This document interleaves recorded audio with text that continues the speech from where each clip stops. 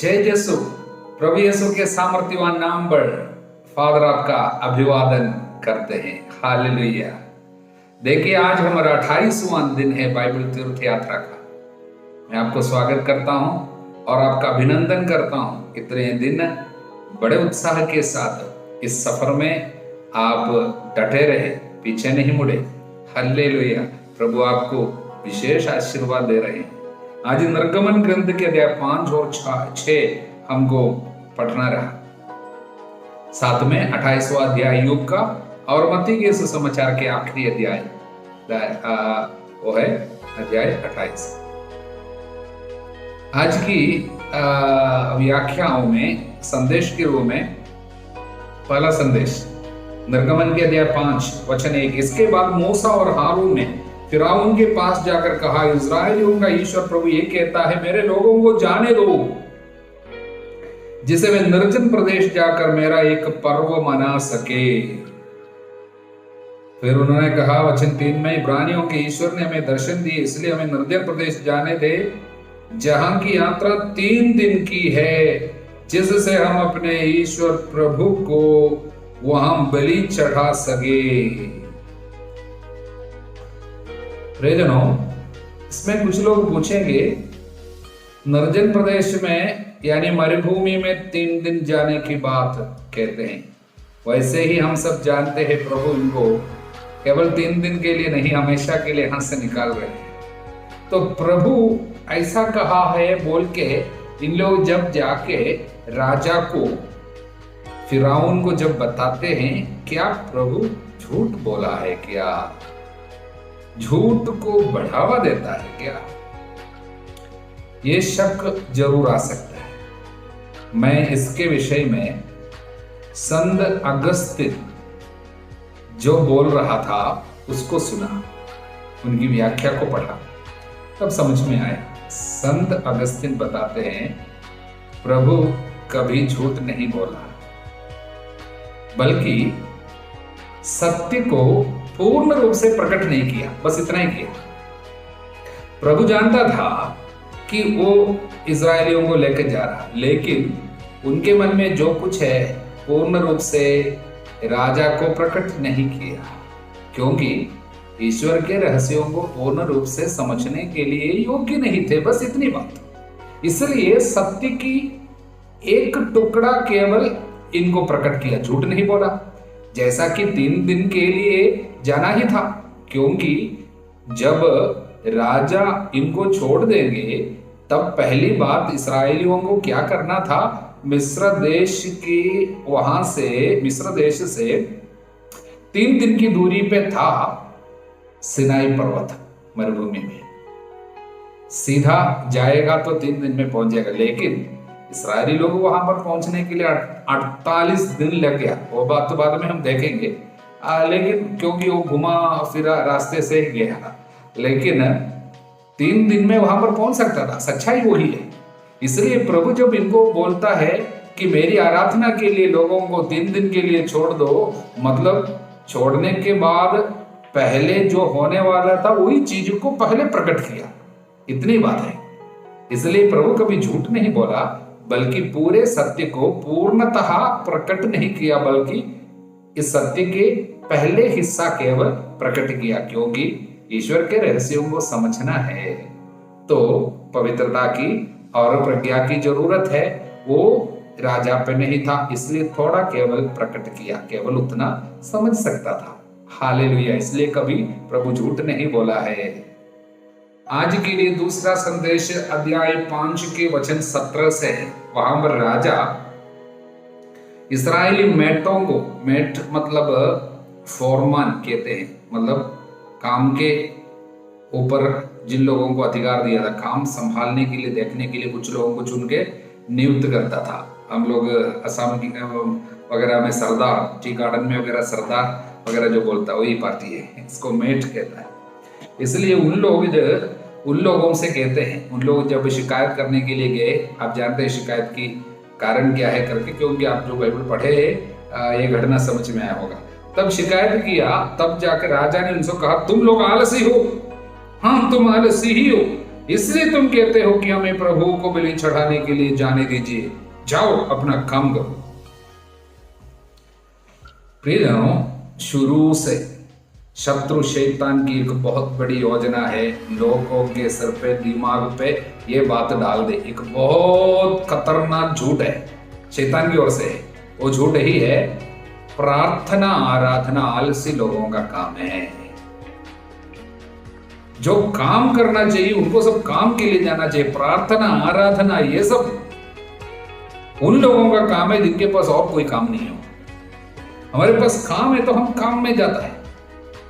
कर्म ही हमारी पूजा है। कुछ लोग बोलता है काम ही हमारी पूजा है। धोखा है, धोखा। प्रभु का वचन कभी नहीं कहा है काम काम होता है, पूजा पूजा होता है, दोनों अलग है।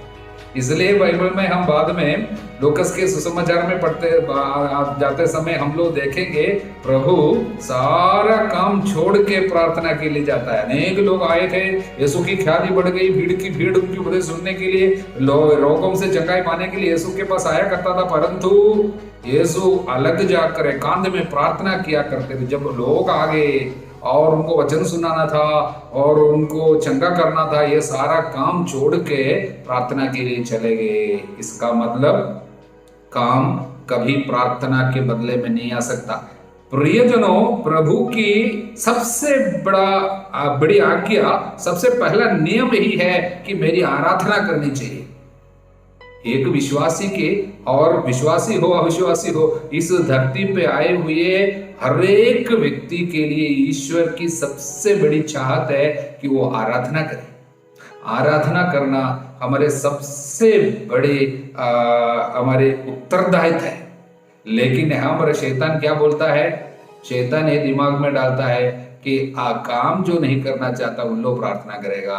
प्रार्थना करने वाले लोगों को देखकर बोलते इनको दूसरा कोई काम नहीं है, क्या हालेलुया बोलता है, जाकर बैठता है, प्रार्थना करता रहता है। ये क्या प्रार्थना है? काम करो, या कुछ करो, कुछ कमाओ, इसी के लिए तो तुम बुलाए गए हो। धोखा है, शैतान दिमाग में डालता है। ये शैतान के झूठ को हमें सत्य के द्वारा निकाल देना चाहिए। सत्य ईश्वर का वचन है। ईश्वर का वचन कहता है मेरी प्रजा को आराधना के लिए छोड़ दो। प्रभु की प्रजा आराधना करने वाली प्रजा है। हल्लेलुया। आगे हम क्या देखते हैं? इन्होंने जो मेठों ने, जो फॉर्मर, जो लीडर लोग इस्राएलियों के, जो राजा से मिलने गए थे, राजा से मिलने के बाद बाहर निकले, वचन 20 और 21, वे फिरौन के यहाँ से बाहर निकले, मूसा तथा हारून से मिले जो उनकी प्रतीक्षा कर रहे थे। उन लोगों ने कहा आपने फिरौन और उनके सेवकों की दृष्टि में हमें घृणा का पात्र बना दिया। आपने हमें मार डालने के लिए उनके हाथों में एक तलवार दे दी है। प्रभु आपको दर्शन देकर आपका न्याय करे। कितने दुख की बात है। चुने हुए एक व्यक्ति प्रभु की सेवा करना चाहता, दूसरों पर तरस खा के उनकी मदद करना चाहता है, तब इस तरह की बातें उनसे सुनना पड़े जिनकी आप मदद कर रहे हैं, जिनको बचाने के लिए आप कोशिश कर रहे हैं, और स्वयं उन लोग आपको श्राप दे रहे हैं। यह समय है अनेक लोग सेवा छोड़ के चला जाता है। नकारात्मक सोच अंदर दम में भर जाएगा। उस समय झेल नहीं पाएगा। बीमारी को हम बर्दाश्त कर सकेगा, लेकिन जब मैं उनकी मदद कर रहा हूं, अपना घर परिवार सब छोड़ के इनके लिए कुछ कर रहा हूं, तो इन लोग हमारी निंदा कर रहा है, हमको श्राप दे रहा है, हमारी भलाई को समझते नहीं। यह बहुत दुख की बात है। प्रियजनों, चुने हुए सभी लोगों के साथ ऐसा हुआ ही। आने वाले दिनों में बार बार हम देखेंगे बेचारा मूसा के साथ क्या क्या होता है। उदाहरण के लिए 14वां अध्याय में वचन 11 में फिर से हम पढ़ेंगे जाके। इन लोग सब बार बार पूछेंगे हमको मार डालने के लिए लाया है क्या? वहां पर स्मशान घाट नहीं था क्या मिस्र देश में? बाद में वो पूछेगा हम लोग उधर मर सकता था, उधर हमको बराबर गाड़ सकता था, लेकिन ये मरुभूमि में मारने के लिए क्यों लेके आए? इस तरह पूछता है। प्रियजनों, हिम्मत नहीं हारना। सेवा करना चाहते हो, प्रभु की सेवा करना चाहते हो, दूसरों पे तरस खाकर उनकी मदद करना चाहते हो, ऐसी हालत से होकर गुजरना ही पड़ेगा। यीशु के साथ ऐसा हुआ है।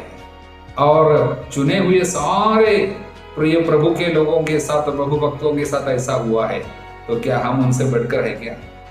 हमारे साथ भी ऐसा होगा। तैयार रहना, उस समय हिम्मत नहीं हारना, और उस समय क्रोध में नहीं आना, क्रोध में तमतमाना नहीं।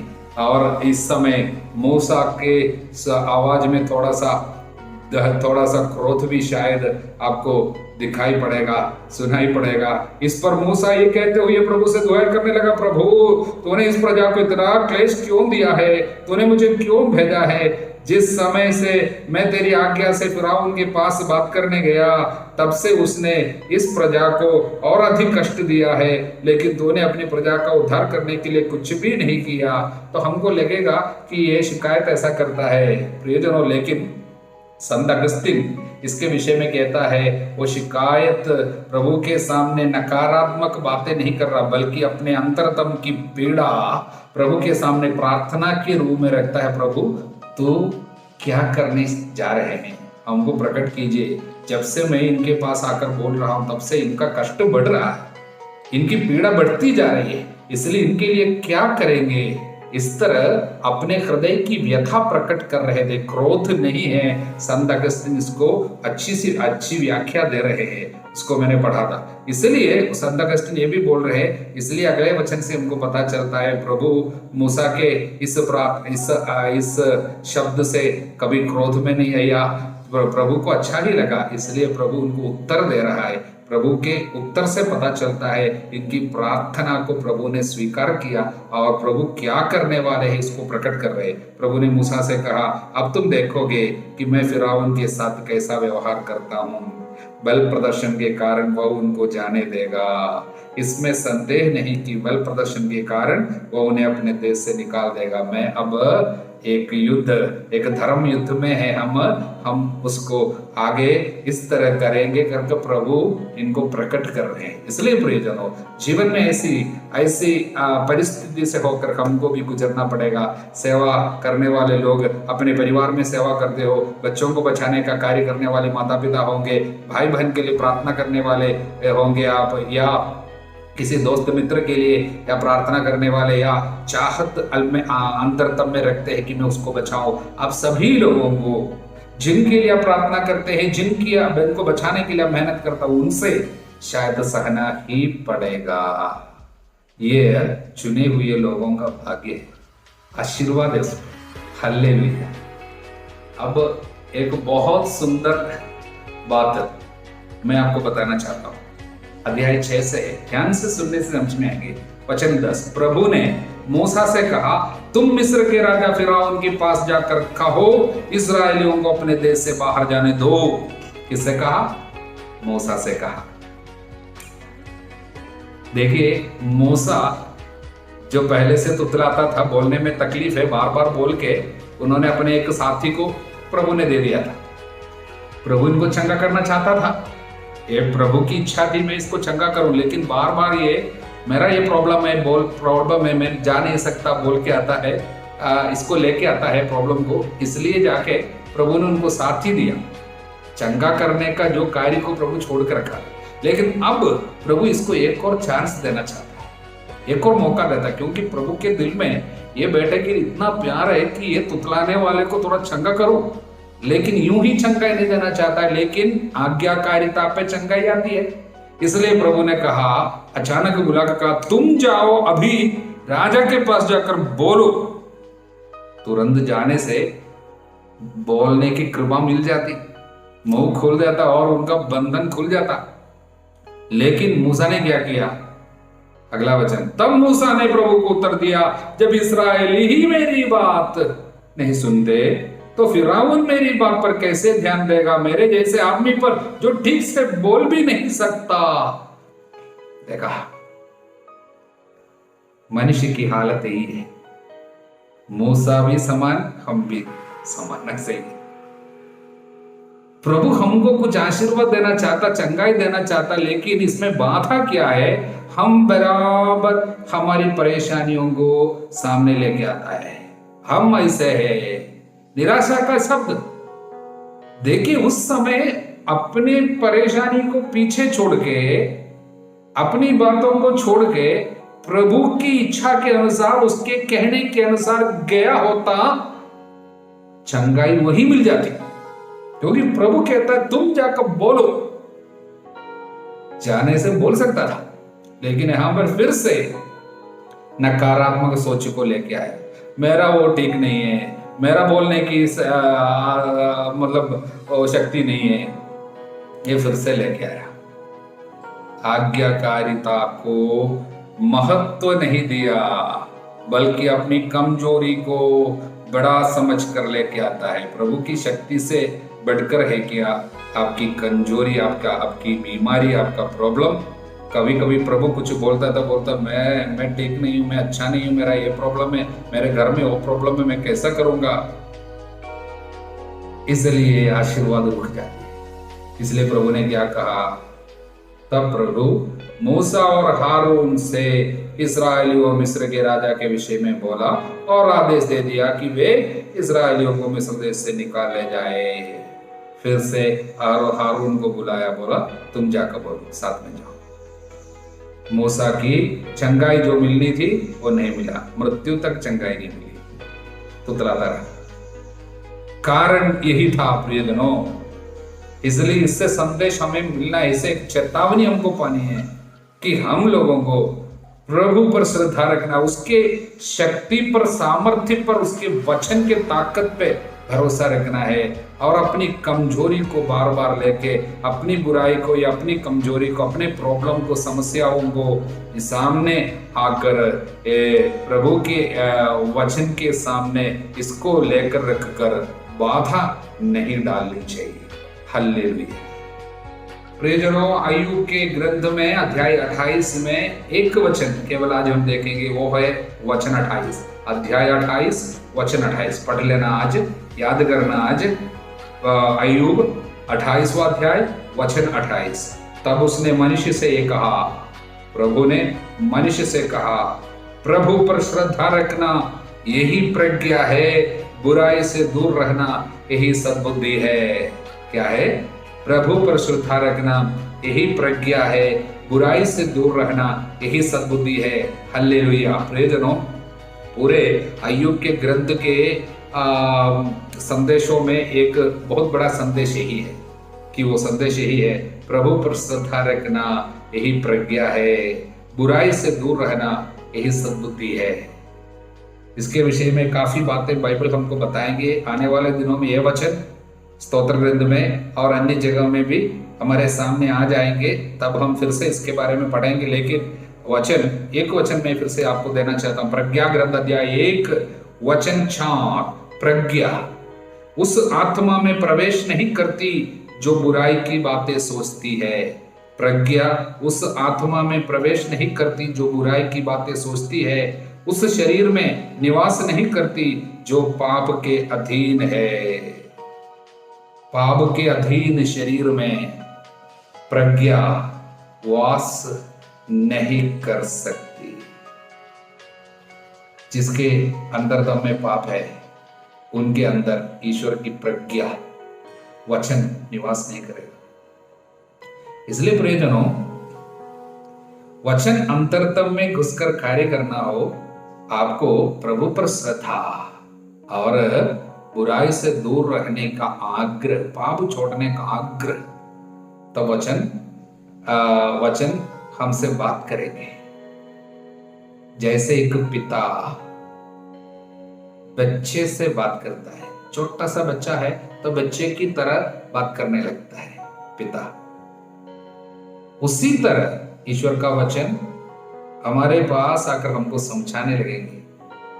क्या की बातें समझाएंगे, ईश्वर के राज्य का रहस्य समझाएंगे, कल हमको क्या करना होगा समझाएंगे, आज मेरे लिए ईश्वर की इच्छा क्या है समझाएंगे, मेरे जीवन के दुखों में मुझे क्या करना होगा समझाएंगे, हमेशा प्रसन्न रहना सिखाएंगे। अनेक बातें, वो सब प्रज्ञा है। इसलिए 28वां अध्याय में बहुत सुंदर बात हम देखते हैं अय्यूब के, कि ये किस तरह अंधकारमय जगहों में खजाना मिलते हैं। सोना चांदी के लिए लोग सब, सोना के लिए और मोतियों के लिए सब, कितने आदमी लोग मेहनत करता है। ऐसे ऐसी जगह में जाते हैं जहां पर कोई अभी तक नहीं गया है, और पृथ्वी की अंधकार में सब मिल जाता है, लेकिन वहां पर सब प्रज्ञा नहीं मिलता है। सोना सब मिल जाएगा, प्रज्ञा वहां पर नहीं मिलता। प्रज्ञा कहाँ मिलेंगे? ईश्वर के वचन पर मिलेंगे। लेकिन वो वचन कब काम करेंगे, कब अंदर घुसेंगे, काम करेंगे? जब हम पाप छोड़ने को तैयार हो जाएंगे। हालेलुया। अब हम मत्ती के इस समाचार के आखिरी अध्याय में पहुंच गया, 28वां। आप सभी लोगों को मैं बधाई देता हूं जिन्होंने बड़े आग्रह के साथ विश्वस्त होकर ईमानदारी से वचन पढ़ा और पिछले 28 में वचन पढ़कर आज पूरे मत्ती का सुसमाचार समाप्त किया। प्रभु विशेष आशीर्वाद आपको देंगे। इस अध्याय में स्वर्गदूत का संदेश और प्रभु का दर्शन, जी उठने वाला प्रभु को स्त्री लोग पहले देख रहे हैं। वहां पर हम 2 मरियम की बात सुन रहे। वचन में लिखा है मरियम मगदलेना और दूसरी मरियम कब्र देखने बड़े सुबह गई थी और वहां पर उनको स्वर्गदूत का दर्शन मिला और लोग बड़े विस्मय तथा आनंद के साथ शिष्यों को समाचार सुनाने के लिए दौड़ रही थी। तब रास्ते में ईसा एकाएक मार्ग में स्त्रियों के सामने आकर खड़े हो गए, उन्हें नमस्कार किया बड़े प्यार से। प्रभु पीस बोला, हेल बोला, नमस्कार किया। और इन्होंने क्या किया? वे आगे बढ़ आई, उन्होंने दंडवत कर उनके चरणों से लिपट गई, प्रभु को छुआ, उनका विश्वास को उन्होंने स्पर्श करके अनुभव किया, अभी छू कर देखा। अब सुसमाचार की व्याख्या करने वाले लोग बड़े प्यार से हमको समझाते हैं, देखिए स्त्रियों को प्रभु ने किस तरह चुना, और बताते हैं हेवा के द्वारा जो श्राप आए हैं उसको प्रभु कैंसल कर रहे हैं, स्त्रियों को पहला दर्शन देते हुए। उन्हीं के द्वारा ही अब बाकी शिष्यों को पता चलेगा यीशु जी उठा है और गलीली में उनसे मिलेंगे। स्त्रियों को प्रभु इस्तेमाल करता है और कितने आदर सम्मान प्यार के साथ इनसे मिलते हैं, इनको सेवा सौंपते हैं। इसलिए स्त्रियों का आदर करने की जरूरत है। स्त्रियों को प्रभु ने जिस तरह आदर किया था वैसे आदर करना, उनको कभी भी हमें निचले जाति के प्रकार के या निचले स्तर का कभी समझना नहीं चाहिए। पुरुषों की तरह नहीं तो उनसे भी थोड़ा सा ऊंचे स्तर पर प्रभु इनको रखा है। हालेलुया। प्रियजनों, प्रभु को प्यार करने वाली महिलाओं को प्रभु सुसमाचार के वाहक बनाकर भेज दिया। साथ में शत्रु शैतान एक काम वहां पर करते हैं, वो झूठ को फैलाने के लिए, सच्चाई को छिपाने के लिए पैसा का लालच देकर कुछ लोगों को भेज रहे हैं। शुरू से आज तक वो कार्य भी हमेशा है। जहां सत्य की घोषणा होती है, झूठ का प्रचार वे लोग करते हैं जो पैसा को प्यार करते हैं। सत्य का प्रचार वे लोग करते हैं जो प्रभु को प्यार करते हैं। बुरा समाचार, सुसमाचार नहीं, बुरा समाचार वे लोग फैलाते हैं जिनको पैसा पहला पसंद है। इसलिए प्रियजनों, बाइबल कहता है जो पैसा को पसंद करता है प्रभु का शत्रु बन जाता है। इसलिए वहां पर क्या हो गया? नेताओं ने, महायाजकों नेताओं ने मिलकर सैनिकों को मोटी रकम देकर इस प्रकार समझाया, तुम लोग यही कहो रात को जब हम लोग सोए हुए थे ईसा के शिष्य आए उसे चुरा ले गए। यही कहानी फैल गई, अब तक यहूदियों में प्रचलित है। देखा, ये झूठ उसके पीछे शत्रु है, क्योंकि वो झूठ का पिता है। आज भी झूठ बोलने वालों के पीछे शैतान का कार्य है। और पैसा को ज्यादा आप पसंद करने लगेंगे, प्यार करने लगेंगे, झूठ आपको बोलना ही पड़ेगा। झूठ और धोखाधड़ी, पैसा जब आप पैसा को प्यार करने लगेंगे आपके साथ ऐसे चिपक जाएगा। क्या चीज? धन के लालच के साथ साथ झूठ, धोखाधड़ी चिपक जाता है। लेकिन आप सत्य को प्यार करेंगे, प्रभु को प्यार करेंगे, आजादी। अब आजाद है, झूठ नहीं बोलेगा, सत्य बोलेगा, घोषणा करेगा। डर अब दूर है, प्रभु के बारे में आप जरूर फैलाएंगे। इसलिए प्रियजनों, ये झूठ अंत तक साथ में रहेगा ही। ये प्रभु ने कहा ना, जंगली पौधा भी साथ में रहेगा। लेकिन हम लोगों को सावधान रहना है, झूठ का प्रचार नहीं कीजिए, कुसमाचार का प्रचार ना कीजिए, और सुसमाचार फैलाने वाले, सत्य को बढ़ावा देने वाले बनिए। पैसा पहला पसंद कभी ना बनिए। बाइबल कहता है, धन का लालच सभी बुराइयों का जड़ है। इसमें पढ़कर अनेक लोग विश्वास के मार्ग से भटक गए और बहुत सी यंत्रणाएं झेली। ऐसे लोग सब बहुत सी यंत्रणाएं झेलेंगे। हालेलुया। और अंतिम बात यह है, प्रभु शिष्यों के पास आकर कहा, मुझे स्वर्ग और पृथ्वी पर पूरा अधिकार मिला है। पूरा अधिकार प्रभु के पास। विश्वास कीजिए, स्वर्ग का, पृथ्वी का, समुद्र के ऊपर, आंधी तूफान के ऊपर, बीमारी के ऊपर, कोरोना वायरस के ऊपर, और तंगी हालत के ऊपर, और आपके मानसिक पीड़ाओं के ऊपर पूरा अधिकार प्रभु का है। विश्वास कीजिए, प्रॉब्लम कुछ भी बड़ा नहीं है, प्रभु उसका अधिकार स्वीकार करना। इसलिए तुम लोग जाकर सब राष्ट्रों को शिष्य बनाओ, सबों को बोलना, यीशु की बात बोलने में डरना नहीं चाहिए। पिता पुत्र पवित्र आत्मा के नाम पर बपतिस्मा देना, बपतिस्मा के खिलाफ में नहीं रहना है। बपतिस्मा वो बहुत बड़ी बात है, उसकी महानता को और उसके मूल्य को समझना। और मैं तुम्हें जो जो आदेश दिए तुम लोग उनका पालन करना, उन्हें सिखलाओ। यीशु के वचनों का पालन करना आप सिखाएंगे तो आपको एक आशीर्वाद मिलेगा। तब आशीर्वाद क्या है? याद रखो, मैं संसार के अंत तक तुम्हारे साथ हूं। इसलिए जो भी प्रभु के वचनों को सिखाते हैं, प्रभु संग संग चलने का एहसास आपको मिलेगा। वचन सिखाने वाले वचन का पालन करने को आप सिखाएंगे और दूसरों को प्रभु के मार्ग पर चलने के लिए आप उत्साह दिलाएंगे।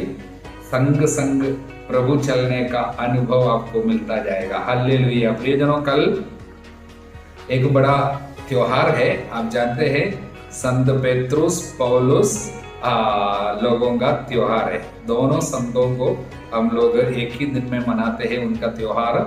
इसलिए उनके मध्यस्थता से विशेष आशीर्वाद प्रभु के वचनों के प्रति लगाओ।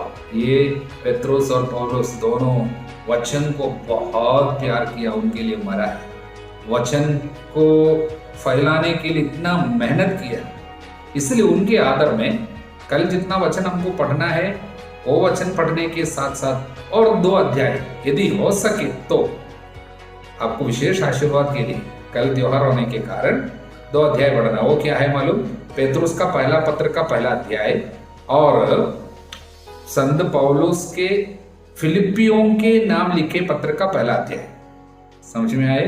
पेतरुस का पहला पत्र का पहला अध्याय, पौलुस के फिलिपियों के लिए लिखे पत्र का पहला अध्याय। ये 2 अध्याय भी पढ़ना और कल के त्योहार को अच्छा से मनाना। संत पौलुस और पेतरुस दोनों की मध्यस्थता मांगना, वचन पढ़ने के लिए, वचन सुनाने के लिए, वचन दिल में रखने के लिए सब कृपा उनकी मध्यस्थता से मांगना। हमारे प्रभु यीशु मसीह की कृपा, ईश्वर का प्रेम तथा पवित्र आत्मा की सहचर्यता आप सभी लोगों के साथ बनी रहे, अब सदा सर्वदा अनंत काल तक। आमीन। जय यीशु।